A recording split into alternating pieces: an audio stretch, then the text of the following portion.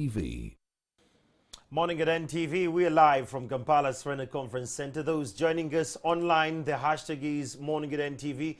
That's on Twitter and those on Facebook and the ones on YouTube. It's so gratifying to have you this early morning.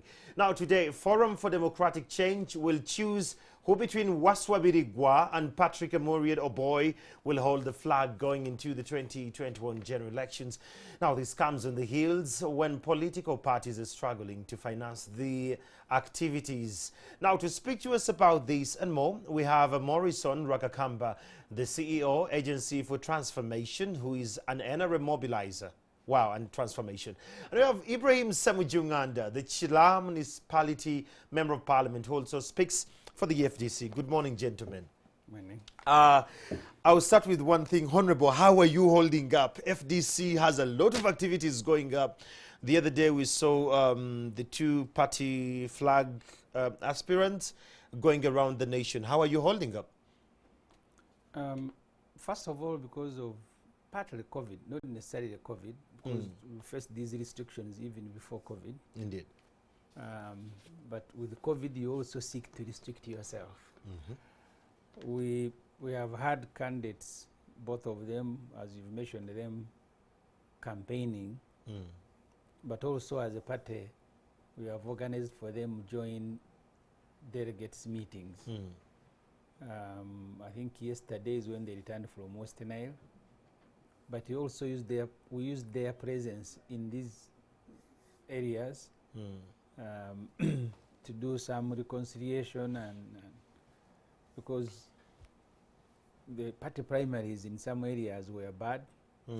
In some areas you go looking for a candidate, you get him, and when you declare him, another person shows up. That why didn't you hold the primaries?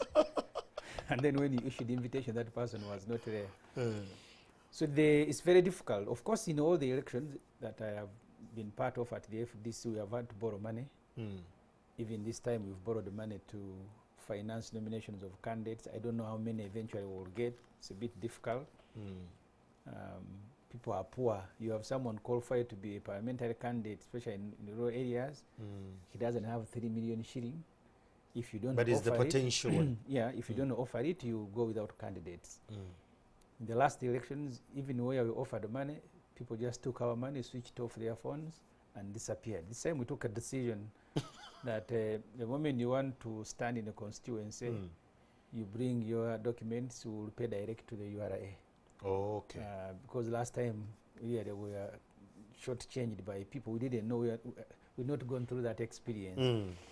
So this is going to be the most difficult elections to finance, but also the most difficult election to prosecute. You don't know whether you prepare for rallies or whether they will be there. Even in smaller meetings, sometimes they come and stop you, sometimes they leave you. So you don't know whether now they have accepted that you can hold meetings or they haven't. I have had meetings in my own constituency. Sometimes police will stop you. Sometimes they will pass by you and then you continue the meeting. So it depends on their moods or something? I don't know. So the Electoral Commission has not guided us candidates properly, but they have also abandoned us to surrender us to the state. Because I have asked the chairman of the Electoral Commission during parliamentary meetings whether it is my responsibility to communicate that we are in an election carried at police, whether it is his. And then he said, no, we are going to hold a meeting with police. And I saw the meeting, but the following day, police were stopping us. So today, we will conclude one process. We've concluded all the others. There are areas where, even as of now, we don't have candidates. Wow. We are still struggling to get them. Not sure that we'll get all of them. In the last election, out of 291 directly elected MPs, the FDC was able to field only 201. We had a gap. We are lucky the NRMs didn't go through unopposed because they had independents who had failed in the NRM internal processes. At a district level, because the districts keep multiplying, we had 112 in the last election. Now they are 143. The last time I checked our data, we were just about 100 candidates. And sometimes they will show up and then disappear. So until you've nominated them, you're not sure who is running and who is not. So it's going to be a difficult election. Oh, yeah. number of elective positions now in Uganda is gone to about 1.5 million. That's a huge So one. you have to look for 1.1 million candidates To fill in the posts. Yeah, I don't know why, because you see, It's usually service delivery, so they say. usually they turn up for on polling day will be less than 10 million. Mm. So if all parties are going to field 1.1 candidates, it means all the voters are going to be standing somewhere. So it's difficult even to find candidates. But even when you find them, some of them are too weak. I remember when to Ivanda, where we had a candidate during a by-election. It was very difficult to ask people to vote for him, yet he was our candidate. He looked weather beaten and in all aspects. So the people who should be offering themselves the Rwakakambas don't want to go and offer themselves. Rwakakamba, this brings us to the conversation. Honorable Ssemuju here alludes that it's financially straining. The economy is not doing good for the citizens, even for the political parties. And last time when he was here, he says that government has ganged up some of their would-be income streams that could actually help them, thrive in this dispensation of virtue campaign and scientific, all that. You as someone who comes from a transformation agency, what do you make of this? Well, I think first of all, for the purpose of information, I think me and you, Chamagero, and our viewers, including the Honorable Ssemuju, we actually, as taxpayers, indeed, do pay money to these political parties. Parliament, under its role of appropriation within our budgeting structure, allocates money to political parties that have representation in the parliament. I think they are organized under the rubric of iPod and that situation. So the fact that FDC is saying they don't have the money and they are borrowing can be strange. But on the second level is that they sell, party cards. So if you are a mass party, if you are a popular party, and people are rushing and lining up to buy your cards. I've been seeing some political parties where people are lining up merchandising the other products yes, as well. Yes, fantastic. Caps and T-shirts, and so there are different ways that creative political parties, I think, do have some revenue streams that should allow them to execute their strategies overall. So therefore, you want to look at that in terms of the management of the FDC political party, because there are all these challenges. There is the economy, there is advancement in in how we are trying to democratize. But the management of the political party itself, if it has supporters and it has creative minds like Ssemuju, I hope perhaps they don't have time to sit there and strategize, then they should be able to mobilize and marshal resources, not from the outside, because that can be... Mr. Rwakakamba, when it gets to that, there are reports that the former funders of other political parties, not only FDC, but even other political parties, it has come on record that these funders have been threatened. They have been... they have sent messages, and we have covered this in the newspaper, say, I shouldn't align with you for whatsoever reason until when we get through this. So if you're saying that they can come up with the different strategies which can be streams of funding to the campaigns, and yet these are being ganged up by the powers that be, how are they going to flourish? Because you see, for me, the political parties and their agenda and funding should really be driven by the people of Uganda, by the people, by the voters. Indeed. Okay? So, and I haven't seen police arresting somebody because they have bought an FDC T-shirt or an NUP cap or beret, or they have bought a party. Do you believe that's against the rights of Ugandans? No, what I'm saying is I have not seen police arrest anyone. You've not seen people arrested wearing red berets for buying No, not for buying. They could have been arrested for other things, either civil disobedience or other things. But for going to buy a cape or for Mr. buying Rwakakamba, you're so detached from the reality. No, not we at have all. stories, Not and at we've covered them in the media, where gentlemen from NASA who were printing T-shirts for Noop, who were in the merchandising business of the berets for NUP, they were arrested. And their charges were dropped after 12 hours, and they didn't say what they had done. Every other week I So drive if it's one of the models you're again. saying where they should be getting money for parties like FDC. Perhaps allow me to make my point. Oh, good. Because if you have, I drive on the bypass every other day. Yes. Every evening, and I think that's why I think Nupo is quite popular in some of these areas.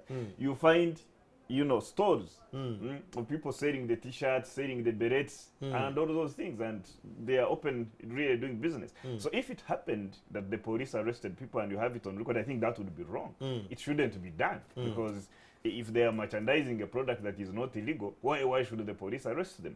I think the funding that you alluded to in the beginning of your question could have been funding from external parties, from external forces that are seeking to influence the decision-making process of Ugandans, and I think that would be The president has always come through about the same issue. that would be really problematic. But also to say, But is it wrong to have external funders?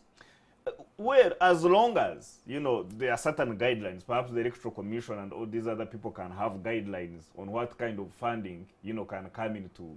If it is from diaspora Ugandans, in my view, I think that's okay.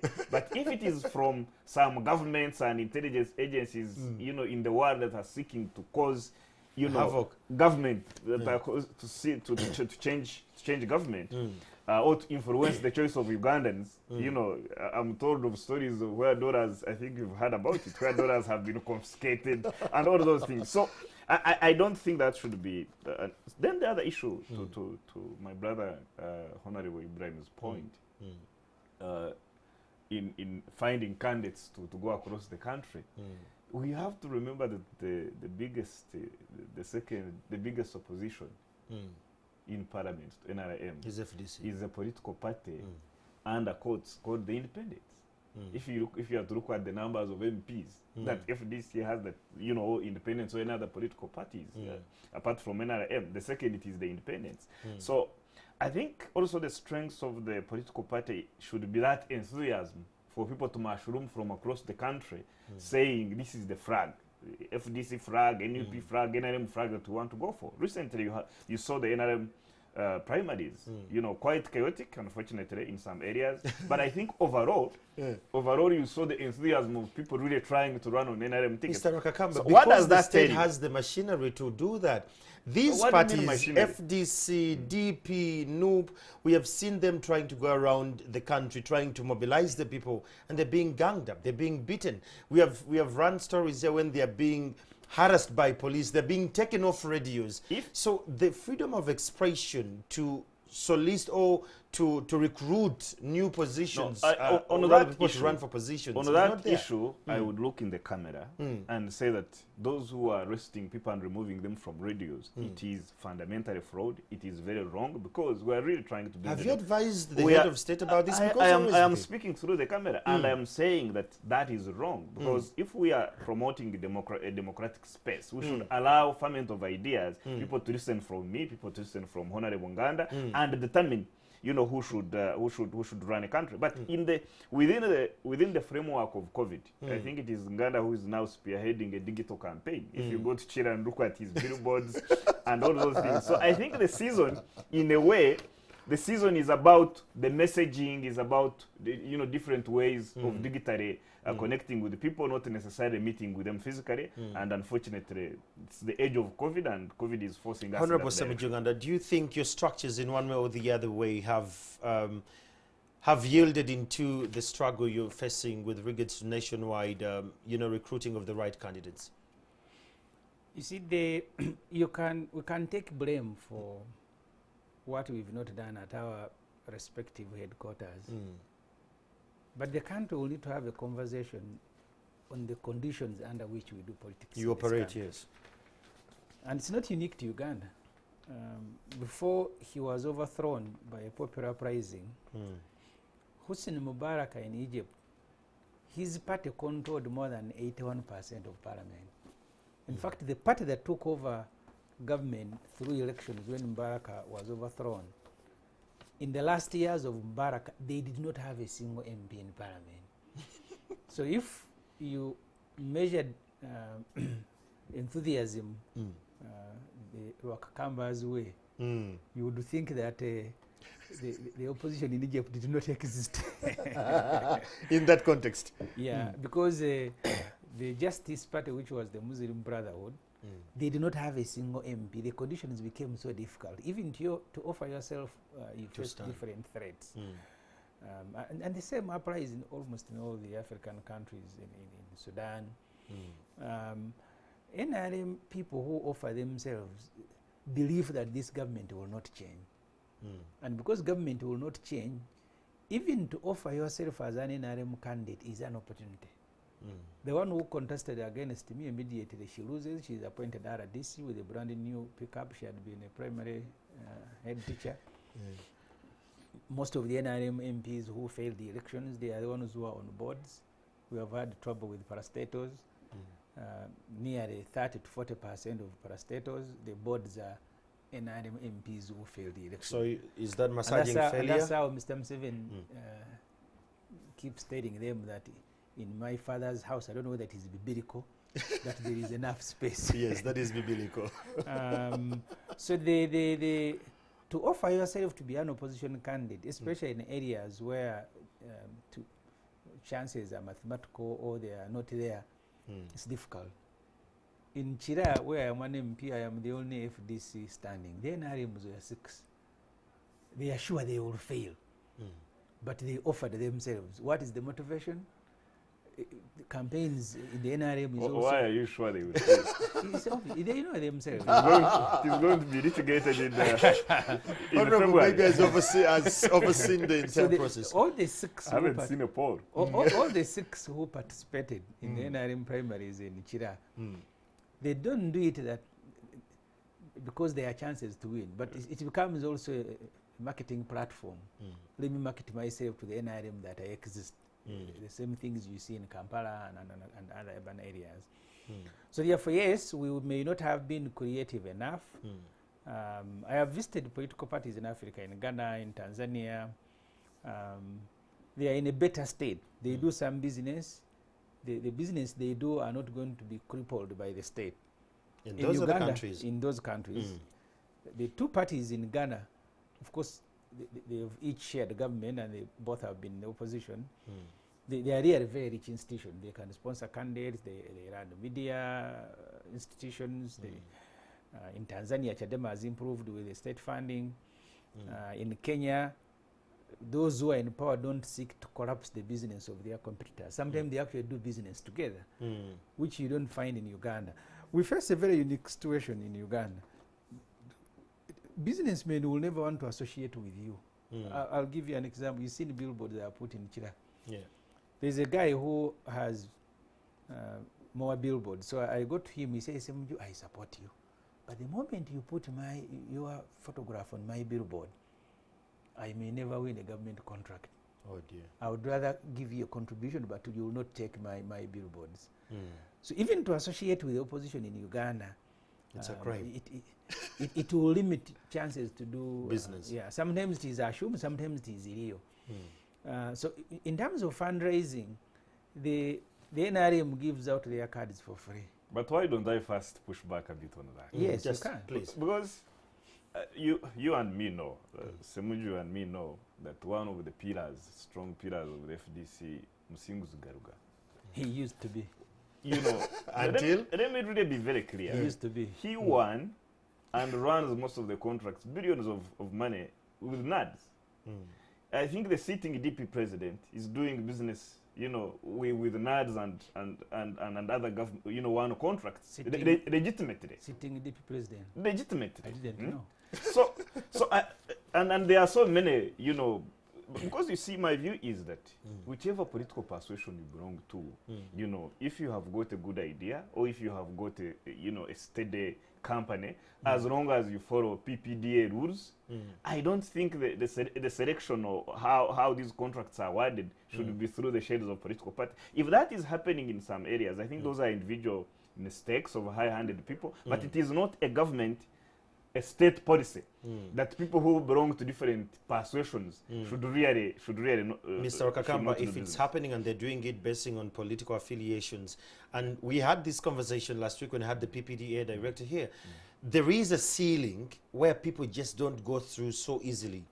There is, it's more like a particular class that has to get these tenders and deals and all that, and it always trickles down to that. Not necessarily, I've just given you an and example. that's what we're trying to tell you. Opposition actors who are doing business. Then why doesn't the government do checks and balances? Because you see, it also shouldn't be looked at as a favor of whoever you belong. No, the first and most important thing is, are you a citizen of Uganda? Do you have a right to do business?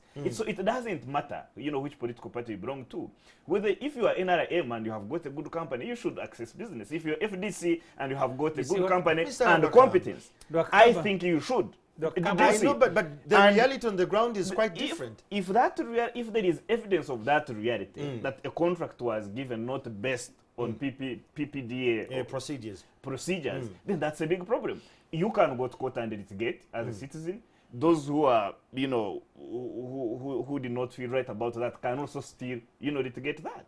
You remember the case of the Moga? The Garuga you're talking about was very active during the formative stages of the FDC. I have been in FDC since 2010. There has never been a meeting attended by Garuga. And maybe it is because of what you are saying. That if we must do business with this government... You ask about Musi. Garuga is the one who has been sponsoring candidates against NRM's Musi in Kanungu. I am telling you, because I'm telling you what happened, because Garuga was very active. Actually, he was he held a position in the FDC, but maybe because of the businesses you have listed. I have just told you, in the last primary that we had of NRM, all the opponents of NRM, of Bariomus, the minister in NRM and others, Garuga was busy. But you see, in the NRM, no, sponsor within the NRM not is okay. Just, The moment you sponsor that's the outside, thing. Broadly. Because it's within the NRM party. Because there is no FDC in Kanungu. there is FDC in Kanungu. It may not be strong, but it is there. So the point I made is not a theoretical one. The businessmen who will want to make a contribution, they can only do it secretly, or else their businesses are either going to be collapsed or they will never win government favors. So it's very difficult to finance political parties in Uganda, very difficult. And that's why you have had to borrow. Even the money you speak about, the one appropriated by Parliament, we last received the money, I think last year, yet the money was budgeted for. The Electoral Commission does not want to release the money. Did they explain why it has not come? Can you speak about the amount? Yes. That we the taxpayers, me and Chama. The budget is 10 billion. The NRM takes 80%. The FDC takes about 800 million shilling, and then the other party is 300 and 100. Those are the figures. Because it's allocated on the strength of... So they give us the money and take it. But FDC last year got some 800 million. Yeah. That's not a... but there is a quarter if you are speaking to me from Cape Town, 800 million is not small money. 800 to cover the whole of Uganda. We have had to borrow now 2 billion to sponsor candidates only at a parliamentary level, 2 billion. So the state will give you money and it will take it. Because if we ask them, why should we pay money to sponsor candidates? They say, no, you must pay. So they give you 800 and then you borrow 2 billion. So where is the money, Maurice? Honorable Ssemuju, he hinted about something to do with external funding. The president has gone on record saying that there are external forces that are trying to drive the change and the narrative in our country to change and to antagonize the country's steady progress in terms of infrastructure and where the country's vision is headed at. External funding, has it affected the FDC? There are individuals, especially the Ugandans in their diaspora, who will make small contributions to the FDC, but there are also other people, individuals who you contact and plead for help. But because if you look at the Political Parties and Organizations Act, they limit the amount that you can access outside Uganda, and then you must make a declaration the moment you get the money. But I have never understood. I'll need someone to help me understand, because Rwakakamba is here. This is the investments a lot. the government of Uganda, nearly 50% is foreign funded. Just list all the roads that are done in Uganda. But do you see that, do you know why that argument is dead? That argument is dead because the funding that comes, you know, from outside, whether it is in grants, whether it is in a debt, it is money to the government, not to the NRM political party, to the government to benefit, you know, citizens, taxpayers who belong to all persuasions. And when a government is elected, it no longer becomes, and then it's not an NRM government, it's a Ugandan government. So when this money comes, it is actually, before government borrows, they even go to parliament, and the Ssemujus approve and say, you know, here you can go and borrow, this one you don't. You don't borrow. And I think Honorable Bahati, who is now known, I think, as has always been pursuing those loans in the parliament, but they have to be approved by the appropriations authority, which is the parliament, and this money is spent. So you cannot say that money that is borrowed to build roads, that money is borrowed to, you know, build dams for electricity, that money is borrowed to invest in our healthcare system or the education system. We still have challenges there, yes, but, you know, for the purpose of all Ugandans across the political divide. So you cannot say that is the money to the National Resistance Movement political party, where Madam Kasure Lumumba is the Secretary General. I don't think so. But you see, and that's the wrong way of looking at political parties. Political parties are public institutions. Under the law, that's why we even make a declaration to the Electoral Commission. We go and register. These are not private enterprises. You're talking about political institutions of the country. And that was the argument for beginning to fund and providing some of the funds. The country, Rwakakamba, looks at political parties as Uganda's institutions. Yes. So you cannot dismiss them because you see, because you've made them public, you can't say that their financing is private. But also, even if you took the argument that you took, when is foreign money bad? No, for me, because you see, all you need to do is to follow the provisions in the Political Parties and Organizations Act, that all the money that you get, please, you must declare it. And then find a mechanism. And it will be very difficult to get money. Well, even the one that is here, that deepening democracy that eventually became something I keep forgetting. DGF. Democratic something facility. Yes. At the beginning, it was giving political parties some funding. The NRM was very furious. In fact, they said now we must share it equally. Yes. Eventually, they made sure that they go on the board and started limiting the financing. But Chamagal, I think you're giving a pass to no, please, you can give it a headway. Because you see, he's a member of parliament. FDC they are in parliament.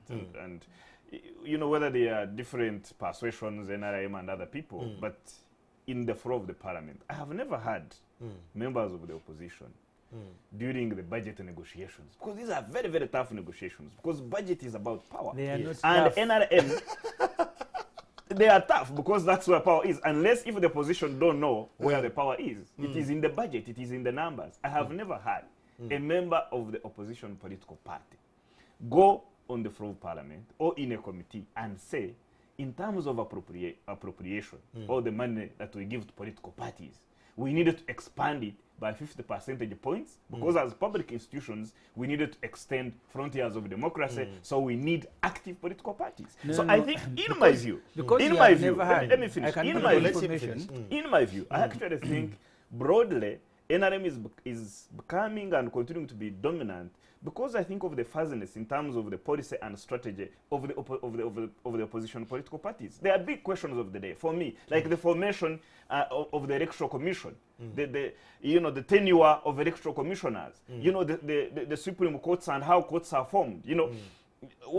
Because if you want an independent Electoral Commission, you would expect that you would hear Ssemuju or people in the opposition parties where they came with some reforms, but say, for example, let the president nominate, we appoint these electoral commissioners, but they serve for life. Because if you put there somebody who serves for life, then most 90 to 100%, they will not be swayed by whoever is in power, because their tenure, their security of tenure as electoral commissioners is... That has been one of the biggest recommendations we got after the 2016 elections. No, that one has never... Actually, what the opposition was suggesting was that these people should be interviewed in the broad daylight. But changing institutions strategically to make sure that they are independent and embedded has never been...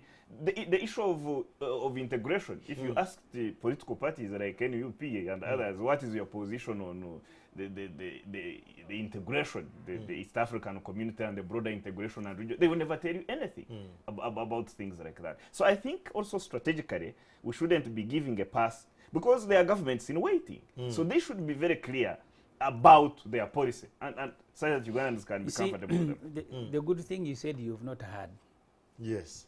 That doesn't mean... I have read your platforms. I even, by the way, Chamagro, I even attended when General Muntu was a president. Yes, I saw you. When he was launching, the policy platform, of the FDC, I attended in my yellow necktie because I believe in the ferment of public policy and ideas and what the government in waiting was going to put on board. Those strategies were not there. Can I now give you information? Yes. You see, the theory is what you are saying. And the reality? But the reality is that this country is controlled by one man. Under the iPod, we refused to attend those meetings. Yes. But our colleagues went to Munyonyo, had a meeting with Mr. Museveni, and they agreed that political party funding should be now broadened from 10 billion to 30 billion.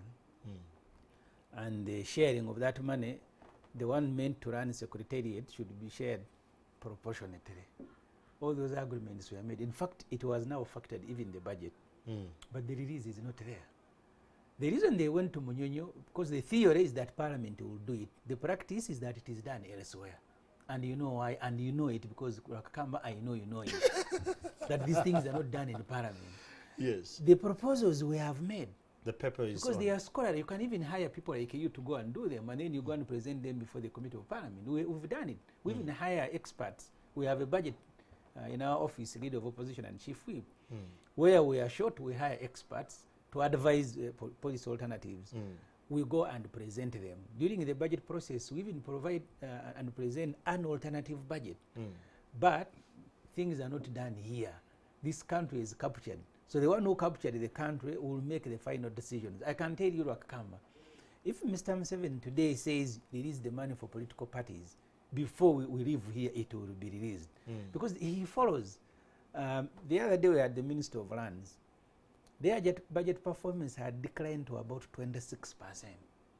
You pass a budget in Parliament of, say, 300 billion shilling, and they are given only 8. Who does that? It is not Muhakanizi. It is not the Minister of Finance. I have seen Parliament itself, the budget of Parliament. To have the money released, there will be trips to State House and the Speaker will lead the Commission. So what you're alluding to, Honorable, is that the structures are not working as they should be functioning? No, the institutions of the state are not working, and Rwakakamba knows it. If they were working, they would moderate the influence of the president. But they are not working, they have been undermined. But for me, the financing of political parties, which is the point I was making, until we've changed the conditions under which we do politics, many of the things are going to remain the same. You will have the NRM fielding candidates. You will have enthusiasm, as he said, in the NRM elections, because you had them during UPC times. Until conditions under we do politics change. I mean, the other day you saw Honorable Chagulanyi. You go to Mbale, you are tear gassed. You go to Jinja, you are tear gassed. You go to radio station, they're closed. You're supposed to go to Muwende. He even paid the receipt, but he said, no, you don't come. And the RDC, even when he was being prevented from leaving Kampala, the RDC had already arrived and switched off. He said there is no electricity. So these conditions, everybody is gone through. What he suggests is what we should be going through. In this century, we need to do things decently because they will benefit all of us. Unfortunately, those who hold the state they are maximally using it to their advantage. But The money that the NRM uses, and with impunity, we keep arguing in Parliament, how can you turn the State House into the NRM headquarters? You go and feed on the budget. What do you mean NRM headquarters? All NRM meetings are taking place in the State House. And the State House is giving them transportary funds. You know. NRM MPs, NRM district chairpersons.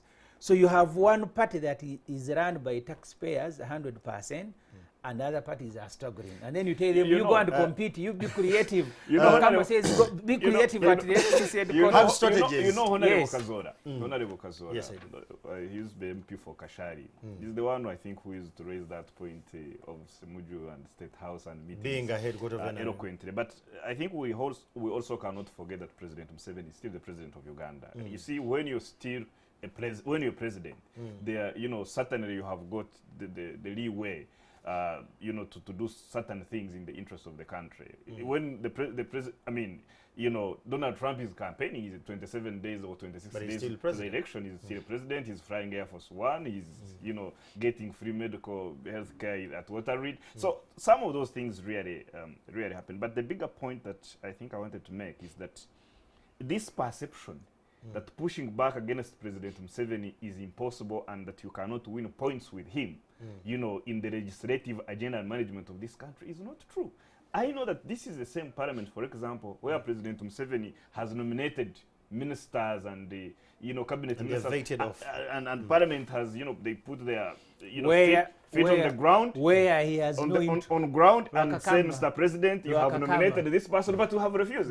And the president, Parliament refused to pass Nantaba. Do you know what happened? He said you will have to pass her. And Parliament had nothing to do. No. 2 times Parliament saying no. Even the speakers had to change to bring one. I remember the one who he convinced the NRM caucus. No, the NRM caucus He doesn't persuaded. debate. But you see, now that's where we come in. There If is a you difference believe, between- Mr. Rwakakamba, if you believe in the institutions of Parliament as an institution, Yes. that it will vet people as appointed by the president and they'll go through this procedure and they become what he has wanted them to be. The incident of Nantaba changed it was a bad precedent which can come back from. But the other point is that politics is also about persuasion. Why do you persuade an institution that is independent? No, not an institution. You are persuaded because you see institutions are run by people. And in terms of running the country, you have to have ideas and views on how to run it. So if some members of parliament didn't agree with the president, but the president persuaded them that my rationale for appointing Honorable Nantaba ABCD. What was so unique about Nantaba that we could not do away with as a wish? There was no persuasion. There was an order. The fact that this branch of government, you know, got persuaded and accepted. No, there was no in my persuasion. view, It is was an not order. bad. Okay, let's Even leave the that. speakers had to change. Let's come back here. Let's deal with the issue of independence. Honorable, the issue of independence in the FDC, how are you handling the issue of independence? Because even as Mr. Rwakakamba earlier alluded to, the biggest wave now we have in the parliament are the independents. It's not a political party, but they are turning them, the numbers of And they independents didn't get 800 million. Those independents. seem to go up. Oh, yes. You see, there are 2 layers of us making decisions when you're offering yourself. There are individuals who will offer themselves as independent, either because they have seen no opportunity to penetrate the existing political parties, and those ones will be independent. But there are others who, after failing party primaries, will return as independents. I think majority are, because there are about 70 MPs who are independent, and I think about 60 participated in primaries of their respective parties.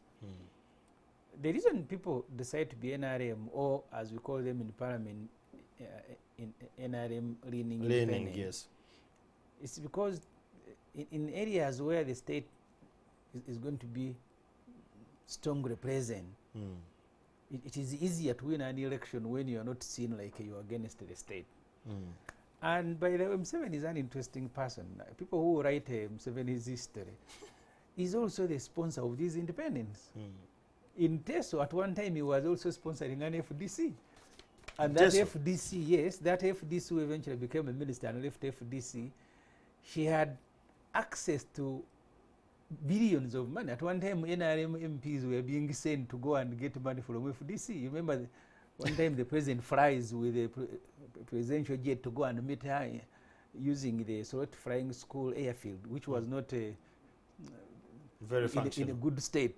And everybody was shocked that the president flies a presidential jet to go and meet an FDC woman so he does this. So you'll think these ones are independent. Yes, legally, they are independent, but they are also being sponsored by the same source. I remember, it's a story I've mentioned many times, when I was still an observer. The president goes to Toro and he summons, because they were outside waiting, late Aronda. Say, we've not helped the family of Mayombo. So you need to help Rwakakamba to win this election. Rwakakamba standing against NRM, and the president is giving instructions that the military must help Rwakakamba to defeat win. NRM. Go and ask Susan Amero. She is an NRM MP from Teso. The independent had access to the president and more money. So the state was working to ensure that an NRM candidate fails. So that's the point I made earlier using Egypt, that the conditions we face here are going to be very difficult. They are such that you will have state, not even NRM, but state-sponsored candidates. They will be helped by police if it requires the military to be present, and that's why you saw the president ordering 2 policemen to be arrested, that they were rigging NRM elections. For God's sake, how did the police get into NRM elections? And this time, either because he gets to know them or they had not been instructed. In most of these elections, especially the rural ones where there are less cameras or no camera at all, I was in Karamoja. In Karamoja, the RDC and the DPC, they almost hand-pick candidates. I went with a group of MPs from Karamoja in Amdat. The first thing you do when you arrive in Amdat is to go and report to the RDC. That you're in the area. We've come, sir. Then you go and report to the DPC. At one time, because Karamoja is a unique place, you move, the vehicles will stop, you begin walking, you don't see people. Eventually, you bump into thousands of them. You don't know where they have come from. That's what I saw. And the MPs told me, because they are friends, that these campaign meetings are also organized by the state in Karamoja.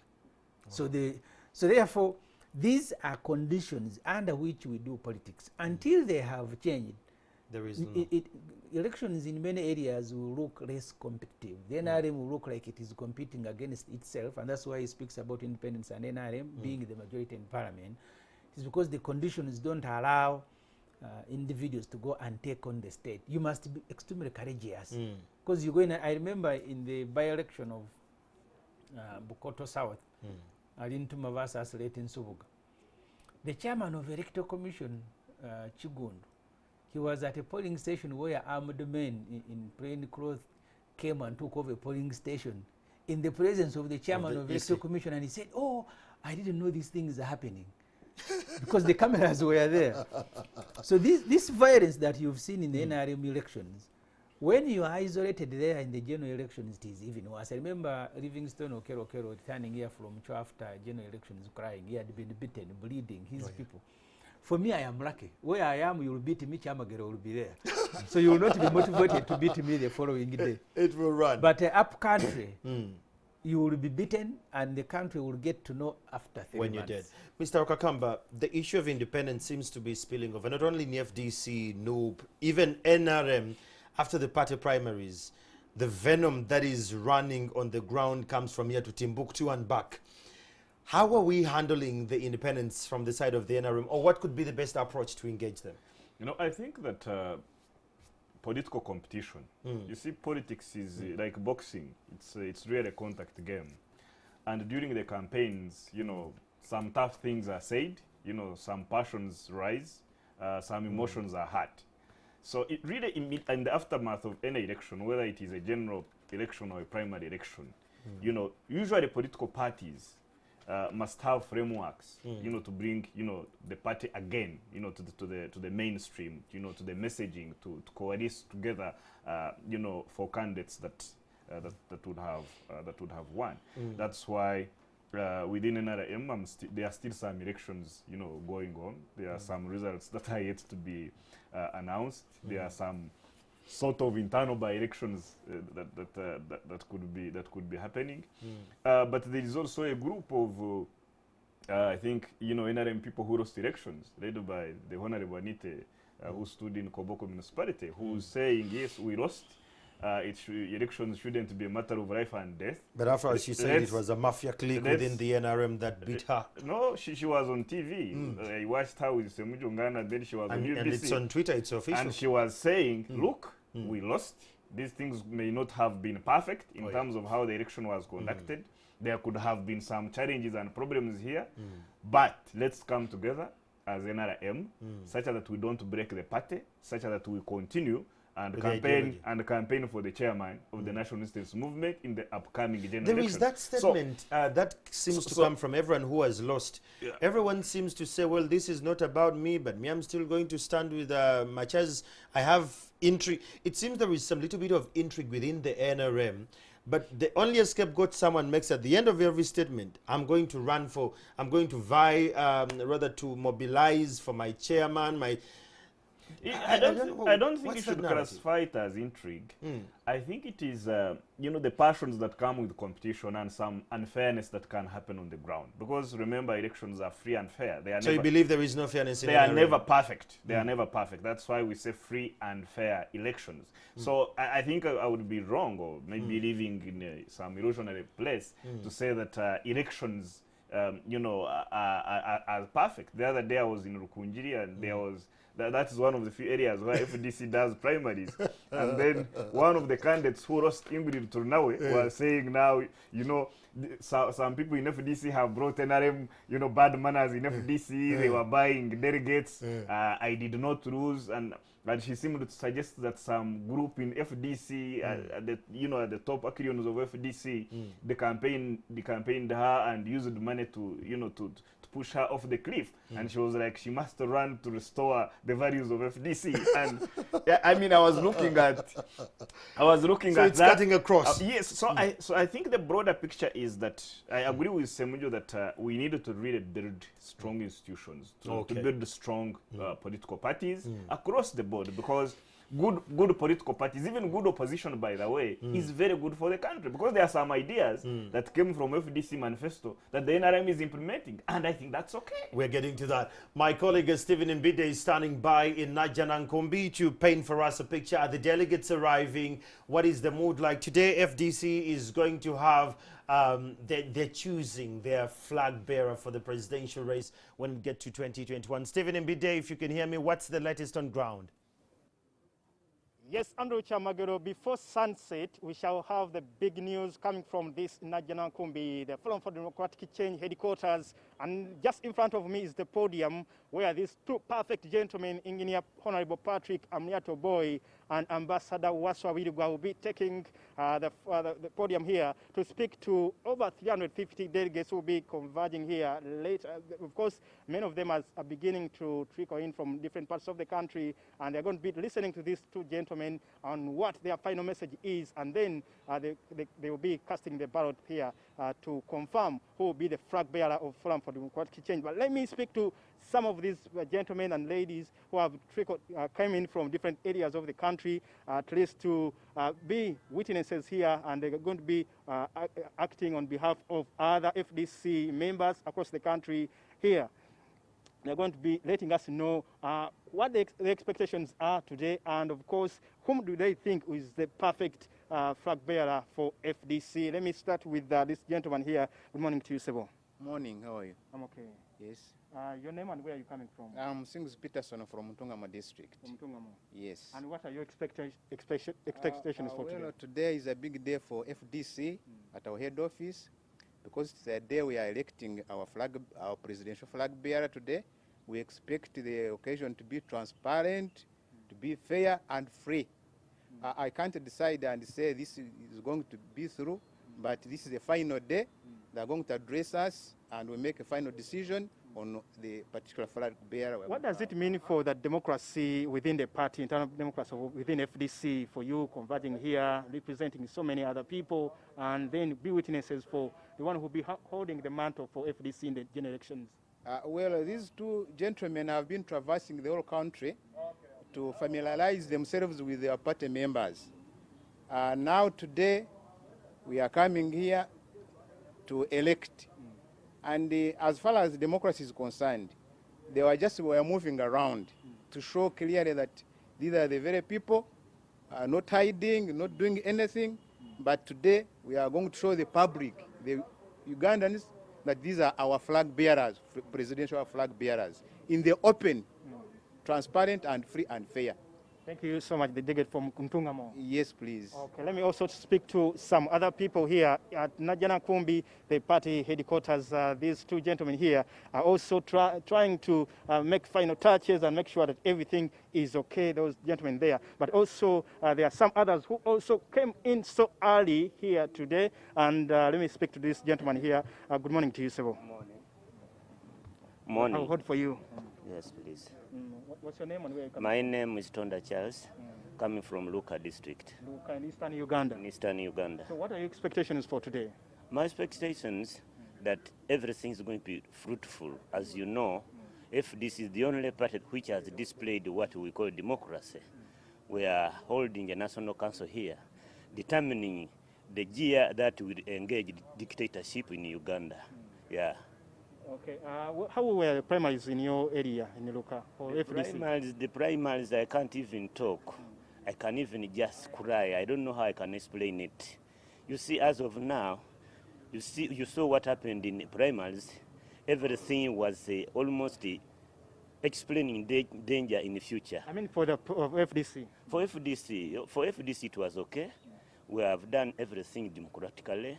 And all members have gone through primaries very well. Okay, thank you so much. Let me also speak to another gentleman here who is here at the FDC headquarters, just awaiting to see what happens here between the two gentlemen that is Engineer Patrick Amuriato Boy and Ambassador Waswabirigwa. Good morning to you. Morning, sir. What's your name and where are you coming I'm from? Muinda Hassan, Chairman FDC Ganga District. From Busoga region. Yep. What are the people from Eastern Uganda saying about today's event? It is a very important day in the history of this country and in the history of FDC because this is what we have been exercising. This is what we have been showing the country that, as we have been saying earlier on, that you cannot give what you don't have. You must practice democracy because you cannot say you are going to give out democracy when you don't have democracy, internal democracy in the party. So today is a very important day to this country, to the FDC, and to the people who are yearning in for democracy because we are going to determine the flag bearer for the FDC today. And there have been two gentlemen who have been traversing this country, talking to us, talking to everybody that we are in for, we need your votes, and they have been talking about everything. So the determination is going to be taken by the National Council today. On your own behalf, from the delegates for that, the one you're representing, whom do you think is the perfect gentleman to take on the ballot, take on the flag for 2021? Both of these, both candidates are good, by the way. They are good. But of course, the best will emerge out after the ballot. But both of them, Ambassador Birigwa is one of the best candidates I saw him, I was underestimating him earlier on, but when I heard him talking to us in Busoga region during our delegate conference, I knew that the man is highly trained. He's a Harvard-trained guy.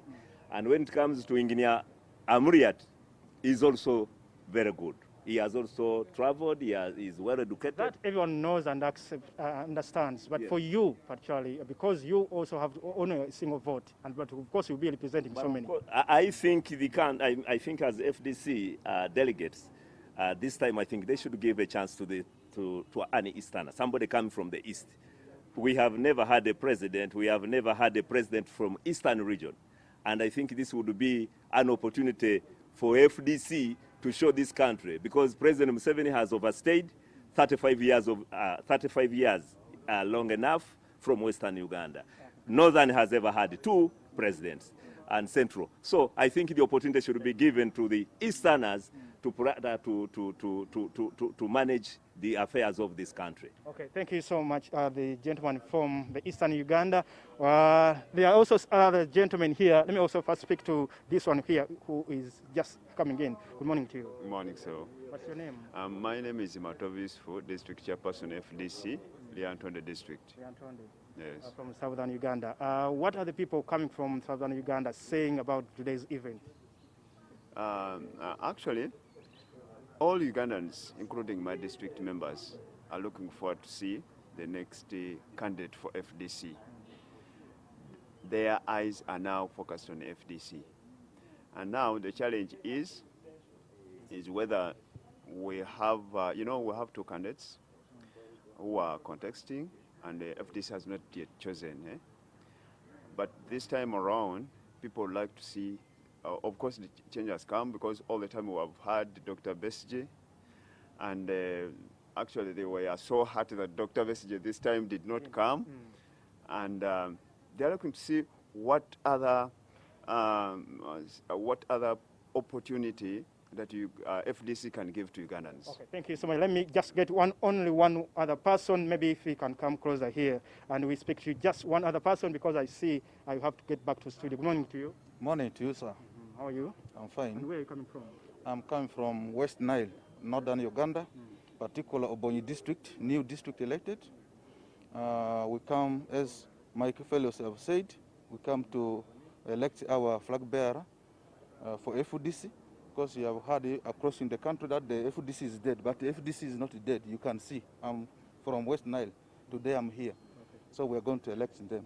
Thank you so much, and send my regards to Honorable Caps Hassan Fungalo, who is coming from that side of Bonji. He is the member of parliament from that side. And this is what is happening here for now. But as I've told you, main delegates are still on the way, coming just here at the FDC headquarters here in Najjanakumbi. And we'll be knowing who will be the flag bearer for Forum for Democratic Change, a party that has been in place for close to 16 years after having been formed on 16th December 2004. This is Stephen Mbidon Fefeswe Chibuga. Back to you, Andrew Chamagero, who is in the studios with Honorable Ssemuju Ibrahim Nganda, the MP for Kira Municipality.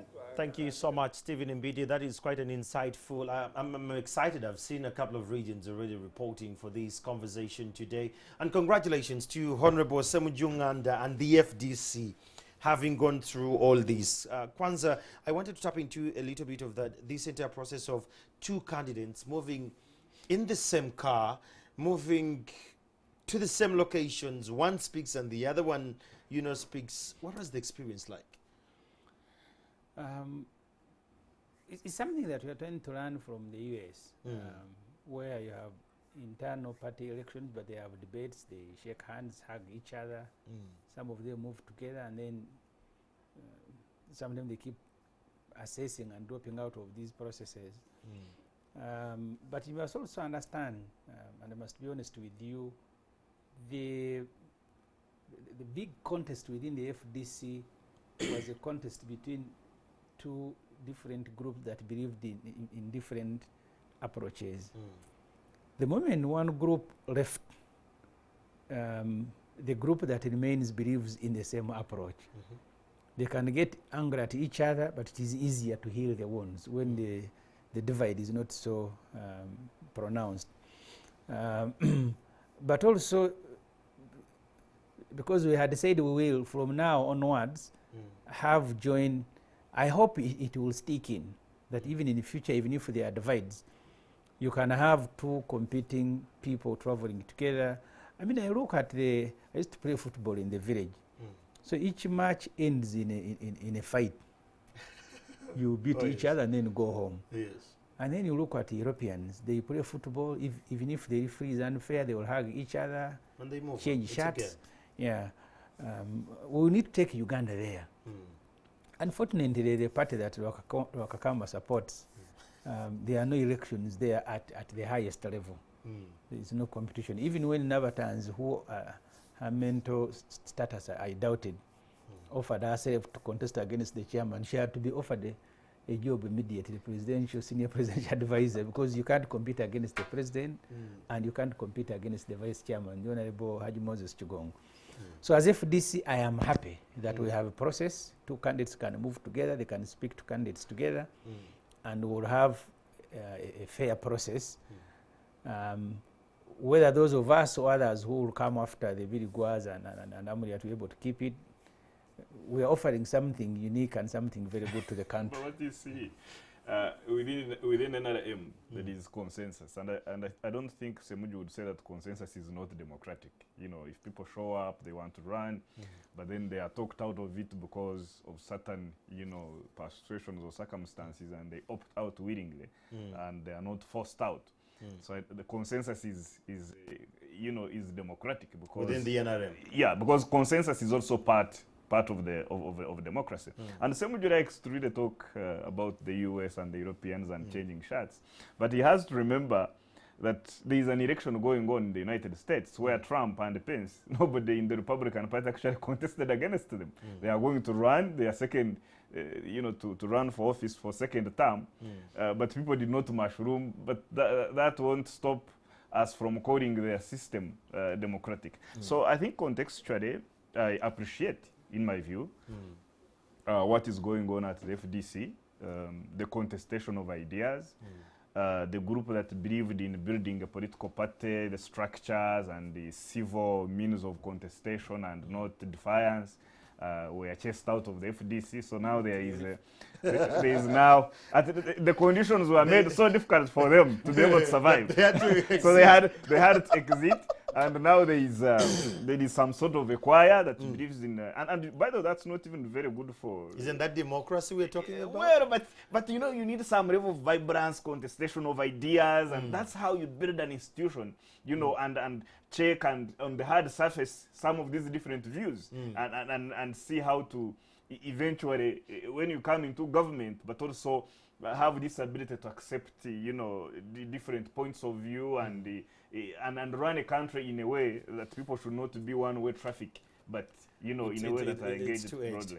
Well, thank you so much. That is Mr. Rwakakamba Morrison, who happens to be the CEO of Agency for Transformation. And we had Honorable Ibrahim Ssemuju and from the Chira municipality, and he's still vying for the same position. These conversations, those on Twitter, your opinions were actually understood.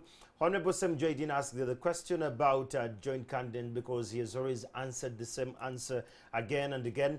But from us, all we're saying is that when we go to these elections, let's be calm. Election is not the end of the world. I mean, there is life after election, so let's stay calm.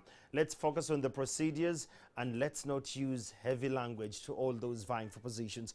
I'll take a break, and I'll be back shortly. This is more.